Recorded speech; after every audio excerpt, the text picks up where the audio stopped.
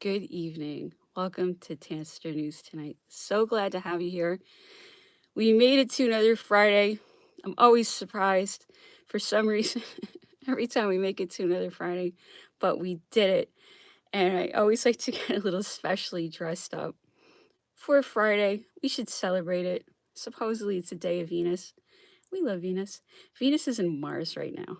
So it's an intense sexy Venus. So we like to tap into that and try to be aware of where the planets are.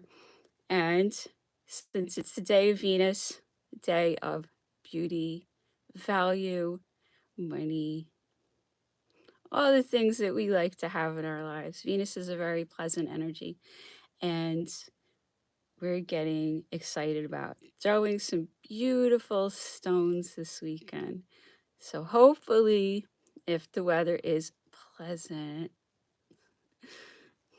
we're going to get some beautiful sapphires out there, and it's going to bless someone, and they're going to let me know that it blessed them because it really did. And I want to hear that these stones are helping people or making their lives better, or it's a turning point in their life.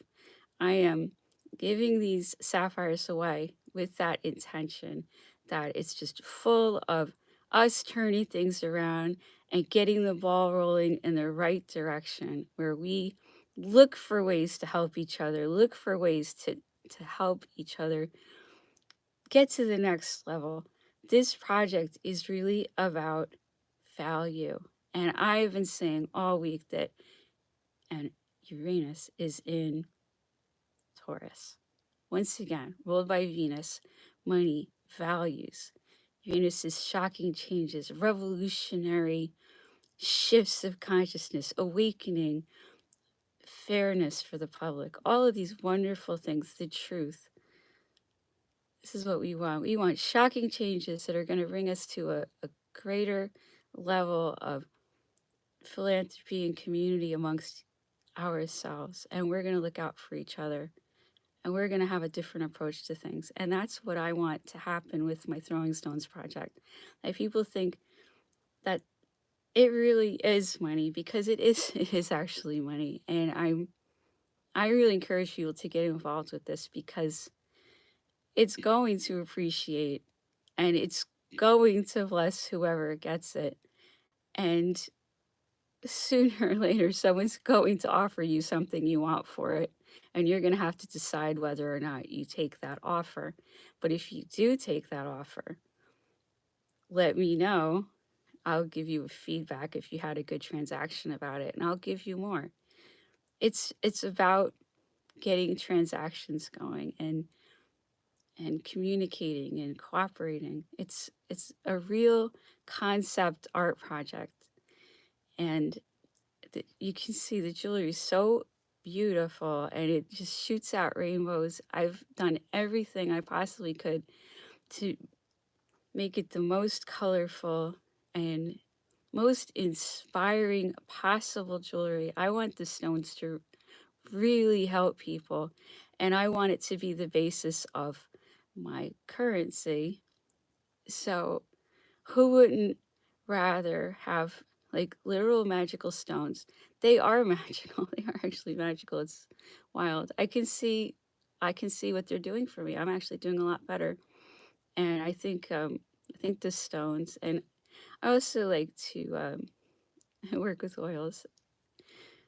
They're really nice too. So since they launched our nightmare in 2020, my basic approach is to do the opposite of what they try to shove down our throats.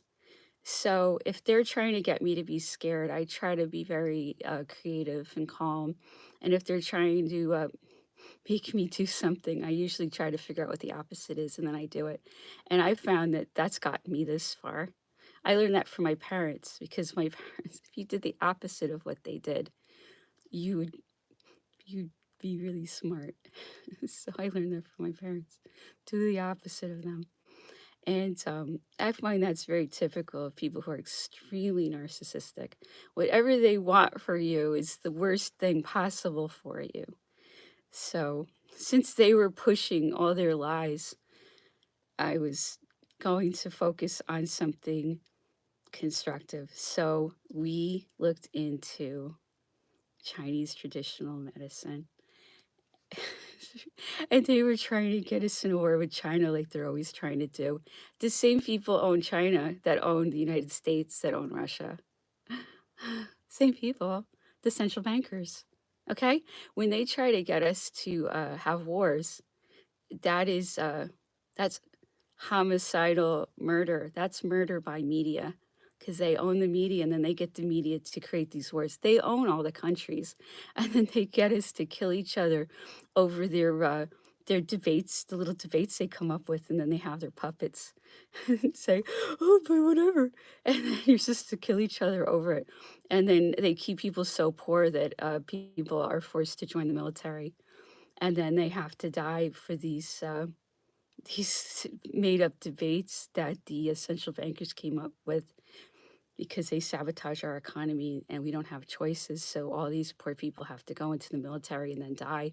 This is all a multi-central scheme to eliminate us. They have so many ways to get away with killing us. And fomenting those wars is one of their favorite ways to make money and kill us. That's how you know it's them. If they're getting some killing done and they're making a ton of money, then it's them. That's my enemies. That's the ones that send thugs to my house and make up stories that I'm a health risk to others, and I should be under permanent quarantine. That's the central bankers coming up with these stories because the contagion is not me, but they have to somehow take what they are and then project it on whoever is giving them trouble. And that's me. So every single chance they get, they try to project on me that I'm what they are, which they try to get me to look like I'm a terrorist. They tried to force me into Q. They try to get me to look like I'm a contagion also. I'm not the contagion. So they tried to put that on me. I'm trying to show you how they operate. They have all of these tricks, all of this sorcery that they do, and then they have all these publicists. And you have to wonder what the publicists really are. And I'm not against using whatever you can to improve your life. I'm not objecting to anybody's rituals or whatever they want to do. I'm objecting to crimes and killing. This is never a theological thing. This is a killing slavery thing. If somebody's religion is killing and enslaving the rest of the world, well, I should have the right to keep them out of every single financial transaction I make my entire life. Wouldn't that be fair? See, it's not a theological issue. It's not that I object to their religion. I object to every transaction I ever make my whole life has to somehow involve them. The problem is a group that is so incredibly exploitative, so deeply criminal, and so intensely murderous, and it's killing and making money while the killing happens. Look at the book by Peter Duesberg, Inventing the AIDS Virus. And I put this video up a lot of Carrie Mullis, who very conveniently died right before they launched this publicity campaign of theirs in 2020. Carrie Mullis was a Nobel Prize laureate in science, and he invented the PCR diagnostic tool.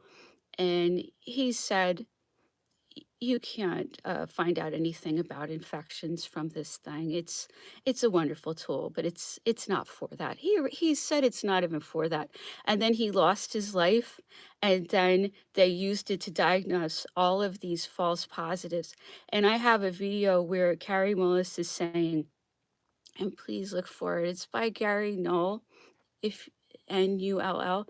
If you want to watch it on YouTube, hopefully you can find it. Gary Null did a very good interview with Carrie Mullis in the 90s.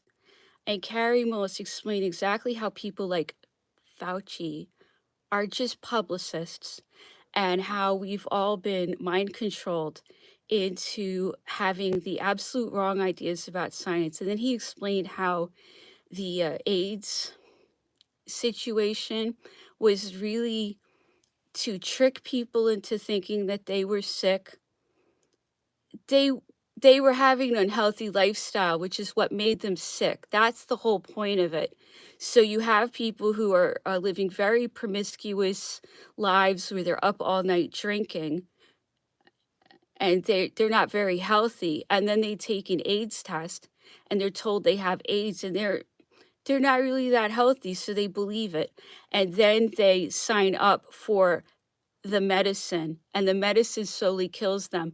And then the doctors get the person's money as they slowly kill the person. That's how it works. And Carrie Mullis was explaining that the medication is to kill. And it's the same people, okay? Making medications to kill. So this is all about finding ways to get away with killing people while the money is extracted from the person as they're slowly murdered. So all of what we've been seeing for the last 2 years is a replay of what they had Fauci do. Fauci, they roll him out and he says whatever. And I have shown that he's completely violating the law. He is taking emoluments. He's taking money that he shouldn't be taking. He is complete. It's I don't even have to say these things. It's these things are known. They are uncontested. They are the truth.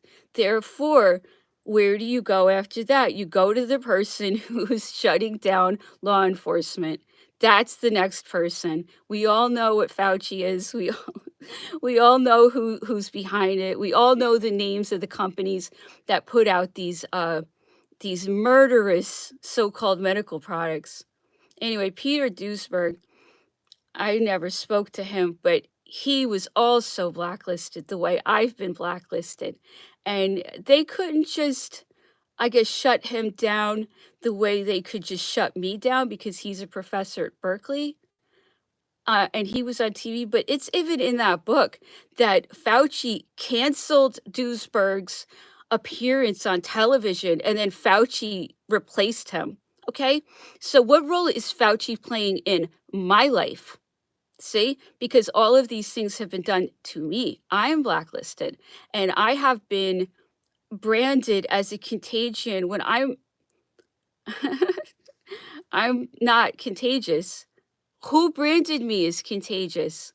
It was Fauci, right? Fauci came up with all of these stories, and then they acted like he was the president and could make all the decrees in this country. None of this is real. This is all shows and tricks. Unbelievable. So then you have to figure out who's shutting down law enforcement. That's how it works. These crimes are happening. They are serious crimes. We can't survive under a regime that is out to take everything from us and force us into all of this financial slavery while they decide it's time for them to kill us, while they extract our money. This is like, what else do you want? It doesn't matter what the religion is. Who cares? So that's how I feel. And I think the astrology has something to do with that because I've been looking at this chart, the chart of today, quite a bit. And I see that there's a very harmonious aspect between the sun and Pluto. So it's very transformative. The whole focus is on transformation. And this is a very harmonious aspect. And the sun is in Taurus. So that's values, that's Venus again. We have a lot of great, beautiful Venus energy. We're charming. And the moon is also in Libra, which is ruled by Venus. So we have tons of Venus right now. We're beautiful and we're pleasant to get along with, and we're very diplomatic. We're easy to get along with. So that's great to know that we have all of this great Venus energy because the sun is in Taurus and that's ruled by Venus. And then it's a very transformative energy, and we need to transform. We have to change. So we want to change right now because we're in a spot that's no fun. I don't think even my worst enemy's having a lot of fun right now. If I could get him to flip, I would. Wouldn't that be easy? Just get him to flip. I can't say his name. Anyway, I almost said it though. What could it be? What could his name be? What name was I about to say? Exactly, we all know. Anyway, so there's a very harmonious aspect involving spiritual war because it's between Aries and Pisces. So Aries is war and Pisces is spirituality and water. So it's even happening between those two. So that's already spiritual warfare to begin with. And then there's Jupiter, which is good and positive and lucky. And we have Neptune conjunct Jupiter. So Neptune is all spiritual too. And then we have Venus right by there in Aries, as I've already said. So it's a fired up Venus. That's really good. And that's all making an aspect with Pluto. And Mars is in the lineup. So we have every single thing between this super stellium. I know it's hard to follow what I'm saying, but a stellium is like a mass alignment of planets.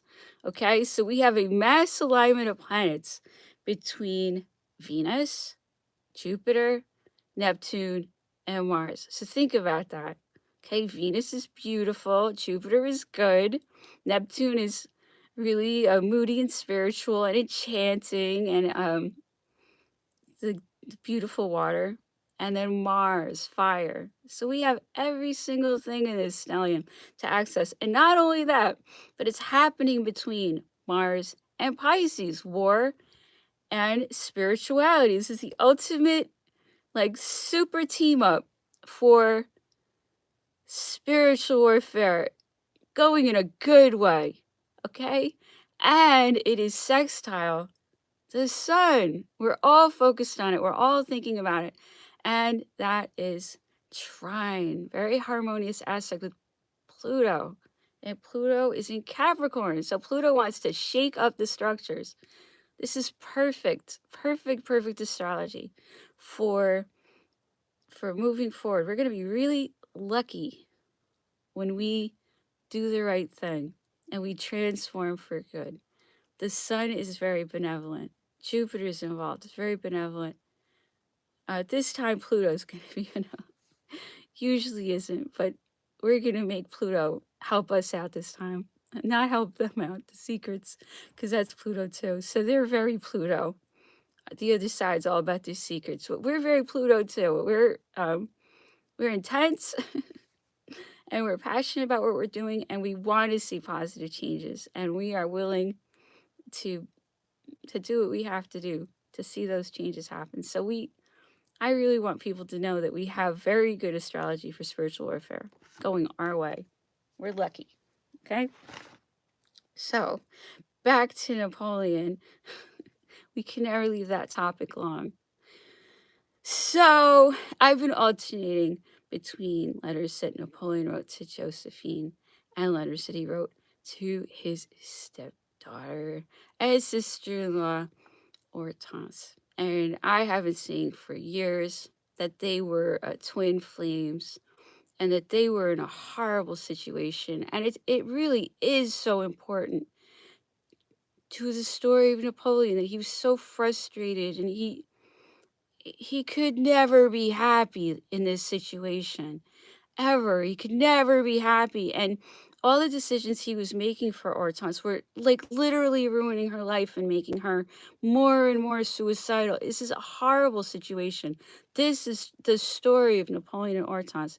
Because when Napoleon meets Hortense, she's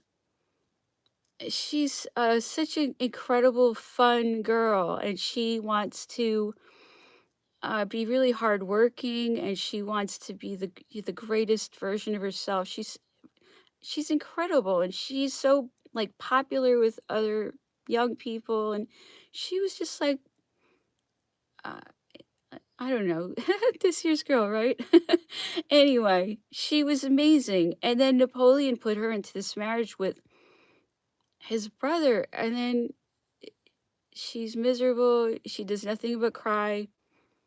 he made a terrible decision that destroyed her life. Napoleon did this to his twin flame. This is like the saddest story ever. He did this to his twin flame. He destroyed her life with this marriage. And he did it because he couldn't bear the idea of her ever leaving him. And he knew he was going to have to sooner or later divorce Josephine. He knew it was inevitable. Just he knew. And he could not let Hortense go with Josephine. So he had to attach her to his family. It's he destroyed her life because he loved her and couldn't bear the idea of not having her in his life. So he forced her into his family. I mean, this is how obsessed he was with her. And she was 10 times more obsessed with him. It was incredible. And it's just destroying Holland. It's destroying lives. It's destroying Hortense's husband. Louis, this is Napoleon's brother, who cannot handle being overshadowed by Napoleon, not only in every single way possible, but even his own wife cannot love anyone but him. It's nothing Louis could ever possibly handle. So, as I said the day before yesterday, her oldest son died. It really was a direct result of kind of heartless decisions that Napoleon had made because he he really cared about the people and whatever personal problems they were having. His attitude to Hortense was, "You have to do your job. We are responsible here, and you're going to have to go back to Holland. I've given you this job. You have to go be the queen there. Go do it." But he doesn't appreciate she will die because of the way Louis is treating her. And Napoleon does not realize this. And all of their communication is messed up. There's like agents everywhere. Everything is being done to inflame Louis, make Louis worse. Everything is being done to make these people not get along. Their lives are being deliberately destroyed on purpose by plants all over the place. That's just how it was. Louis was being like whipped up against Hortense and Napoleon. It was all on purpose. And because Louis was Louis, it worked on him. So Louis was a nightmare. Anyway, so when Hortense's oldest son just so happens to die, of course, um, Louis is very nice to Hortense and insists on a reconciliation. And then she has Napoleon III. So she has a child out of that. And then Napoleon's happy about it. And he finally finds out the way Louis had been treating Hortense. So Napoleon realizes what he has done to her. He's constantly hurting her, and he's constantly destroying her life, and he doesn't know how to stop doing it. It's incredible. And then he finds out it's probably his fault that her son died. It's his fault that she's in this horrible marriage. It's literally killing her, clearly killing her. It's unbelievable, this story from this perspective. And then finally, his sister says to him, Hortense is being seriously abused by Louis. And then Napoleon writes this letter after the child is born and after he had allowed Hortense to stay near him, which made Louis completely insane and it created huge problems in Holland. Anyway, so here's the letter. My daughter, the Princess Caroline, has told me how unhappy you are. It is a duty of mothers to attend to the education of their children up to the age of 7. Therefore, you should keep Prince Napoleon with you. Moreover, the climate of Holland would be bad for him. His health is extremely important to me, and I should be very much displeased if he went there. As far as you are concerned, you ought to write strongly and frankly to the king. Inform him how much you have suffered in the past and ask him categorically how he intends to treat you in future.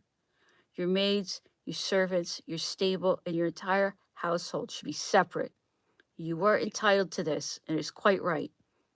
The king at heart cares for you, and perhaps a frank and firm explanation will make him Once more, behave properly. At all events, you have a right to be happy, and the king is too reasonable not to realize that there is an age and a rank where everyone can claim his just deserts. If all the details that Princess Caroline gives me are true, there's not a mutually clear understanding between you. Your affectionate father, Napoleon. Napoleon is never, ever, ever, ever, ever, ever going to let Hortense divorce Louis. Ever. That's what you're hearing there. He's never going to let her out of his family. You see what I'm saying? Never. That's Napoleon.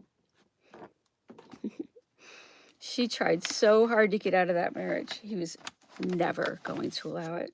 Ever. So that's Napoleon. Very firm. And you better do it. So, but it's good to read the love letters to Josephine because you can see the way he really is under that. He's a mess. And then that's what people saw, that stern person. But this stern person wasn't really him. He affected that. And that's why a lot of people didn't like him. He's had to always hide what a softie he was. It's really interesting. That's what's so fascinating about Napoleon. It's very difficult to find out what a softie he is. But he's a really bad softie. Anyway, so now we're going to find, I don't know if it's going to be that same voice because that's the emperor of the world speaking there. But we were just reading this yesterday, and Elvis Costello Cohen, talked about how exciting it was for him to play with the Beatles. It is nice to see how much he loves the Beatles, and I do enjoy hearing about that. So he's going to go more into Paul McCartney.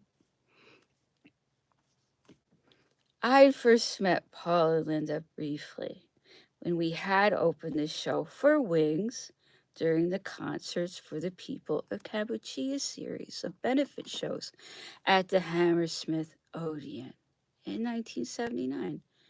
Rock Pile and a special guest, Robert Plant, followed our rather wired and rattled performance. A few years ago, we met again in Texas. Robert told me that I'd walked up to him that night just as he was about to take the stage. Got right in his face and just sneered, "Stairway to Heaven," with a theatrical leer worthy of Johnny Rotten, Kenneth Williams, or some other pantomime dame. Robert said, in his still evident Kidderminster accent, "I was going to punch you until Dave Edmonds told me he's just winding you up." Certainly wasn't in the spirit of brotherly love. That night, Robert Plant pulled his voice down from the usual helium heights and brought the house down with a couple of rocking Elvis Presley tunes that put our ramshackle set to shame. Having watched most of the Wings set from the stalls, I was now gathered side stage with Pete Thomas and Steve Naive to witness the finale of the show. Paul had decided that his more than 20-strong studio rock orchestra should close the show dressed in silver lame top hats and tails. Rockestra included all the members of Wings, John Paul Jones and John Bonham of Led Zeppelin, Ronnie Lane, Jimmy Honeyman Scott of the Pretenders, Dave Edmonds, and Billy Brabner of Rock Pile, and her bandmate, Bruce Thomas. In total, there were 4 bass players, 3 drummers, 7 guitarists, and a horn section.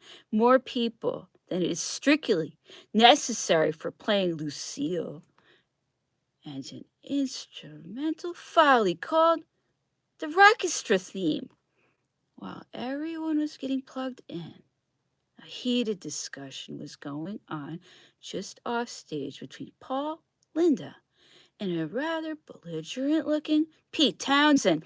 It seems he was the only cast member who had absolutely refused to don the rather daft looking band costume, and after a frank exchange of views, Paul and Linda took to the stage without him. Townsend looked around for his road manager, who handed him what appeared to be a bottle of Remy Martin. I was standing right behind him as he tore the foil off the neck, pulled out the stopper, and tipped as much of the bottle down his throat as I thought humanly possible in one long swallow. Wild eyed and still dressed only in his own gray baggy suit, he proceeded to completely upstage the rest of the band. Jimmy Honeyman Scott, who was a sweet fellow with the heart of a fan, made the reckless choice of throwing shapes with his guitar in Townsend's direction, as if to egg him on. I thought, oh no, you don't do that. You'll only make him mad. Townsend responded with a windmill of such ferocity that I was surprised that any strings remained on his guitar. Jimmy gave a weak smile and retreated to a safer distance near his amp. Queen had opened these post-Christmas week benefit show with a Boxing Day concert, but the subsequent nights saw a collision between two or more generations of musicians, some who usually played arenas and had to scale down for the Hammersmith Odeon, and bands like us who had yet to make to Shea Stadium.